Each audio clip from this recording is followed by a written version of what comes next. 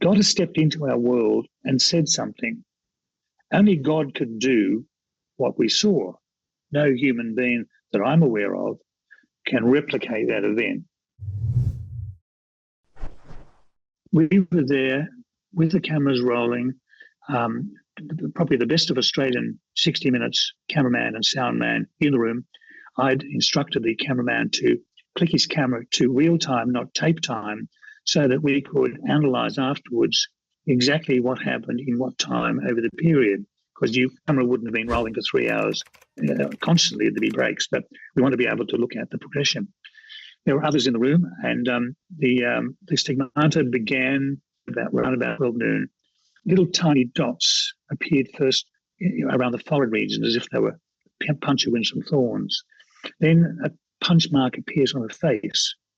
And then from the fingers, the hands, small red dots see, and then they progressively grew in size as the time went on, and in sympathy with each other, and on the feet, top and bottom.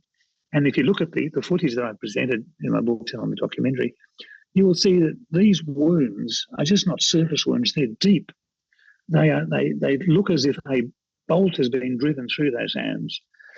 And during the course of her illness, she demonstrated or exhibited the signs of what those pains were doing to her, and almost to the point of death. It was an amazing experience for everyone to see. Then the wounds began to heal. And by the next morning, the wounds had completely healed beyond what science could ever explain or medical opinion could say. They were completely gone. Normally it would take 6 weeks to a month for, if you cut yourself and it's quite deep, it doesn't disappear by the next morning. So all of these things that occurred in that experience, and it had quite an effect, as it was shown to 30-odd million, 29 million people throughout the United States. But the interesting thing is, at the end of that stigmata, Jesus gave her a message and said, I've permitted this to happen so that you may show the world what I suffered in my passion. And when you wind back and think about what has happened, God has stepped into our world and said something. Only God could do what we saw. No human being that I'm aware of can replicate that event to say, someone could say, I'm going to have this stigmata in 2 months' time. You can film me now and film me then, have it there ready to go, and then have the wounds of the crucifixion appear in the exact locations of Christ's crucifixion, with the degree, the depth, the impact that each of those wounds had, and for them to disappear. So God was working, and we know that God is not beyond stepping into our world to tell us something from time to time. But the interesting thing about what's happened, the person who was crucified 2,000 years and died is talking to someone today and saying, I'm going to let you experience, and who rose from the dead, according to our beliefs, is appearing to someone today and telling them, I'm going to allow you to experience what I experienced, and I want to show the world what I've done, what's happened, so that you will believe in me. A very powerful experience. Now, my friend, the journalist, he was placed almost in that position as Thomas was when Jesus appeared to his apostles in that room after the resurrection. Thomas didn't believe. So the following week, he calls Thomas in. Okay, Thomas, have a look here. He touches those wounds and proclaims, my Lord and my God.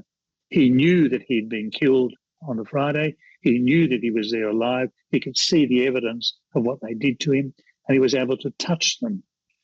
The world was given the opportunity to be in that same room with Thomas in that experience.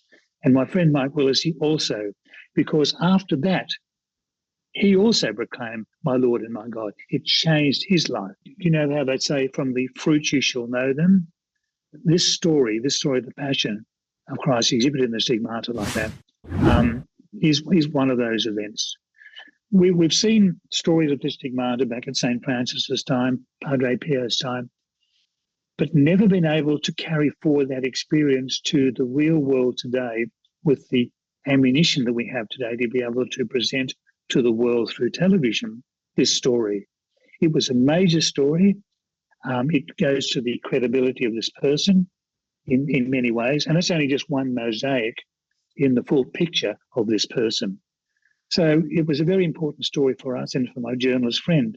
Now, this journalist who decided that God wasn't real in his life, after that event, joined me for 20 years working on stories that I've presented in my book and the documentaries. He became an active assistant in trying to tell the reality of these stories, that God is intervening in our world today and for a reason. But it's a great, powerful story, a first in human history, to my knowledge. If someone else can present a similar thing, I'd be keen to know about it and to follow it up. Hi, everyone. This is John Henry Westen. We hope you enjoyed this program. To see more like it, be sure to hit the subscribe button below to get all the latest content from LifeSite News. Check the links in the description to read more and connect with us on social media so that you can stay up to date with all the latest life, family, faith, and freedom news. Thanks for watching, and may God bless you.